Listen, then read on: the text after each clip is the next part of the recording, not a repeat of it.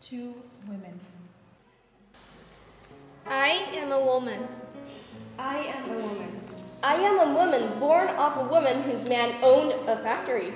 I am a woman born of a woman whose man labored in a factory. I am a woman whose man wore silk suits, who constantly watched his weight. I am a woman whose man wore tattered clothing, whose heart was constantly strangled by hunger. I am a woman who watched two babies grow into beautiful children. I am a woman who watched two babies die because there was no milk. I am a woman who watched twins grow into popular college students with summers abroad. I am a woman who watched 3 children grow, but with bellies stretched from no food. But then there was a man. But then there was a man.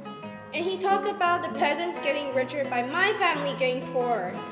And he told me of days that would be better, and he made the days better. We had to eat rice. We had rice. We had to eat beans. We had beans. My children were no longer given summer visas to Europe. My children no longer cried themselves to sleep. And I felt like a peasant. And I felt like a woman. A peasant with a dull, hard, unexciting life. Like a woman with a life that sometimes allowed a song. And I saw a man. And I saw a man. And together we began to plot with the hope of the return to freedom. I saw his heart begin to beat with hope of freedom at last. Someday, the return to freedom. Someday, freedom.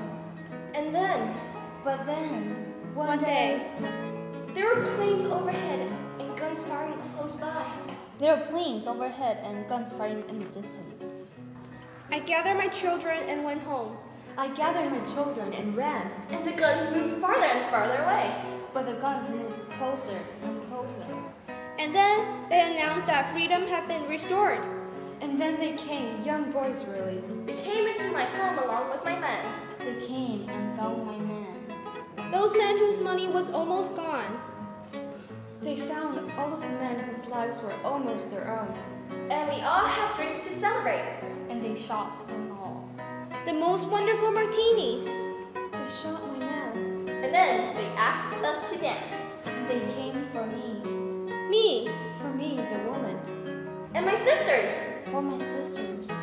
And then they took us. Then they took us.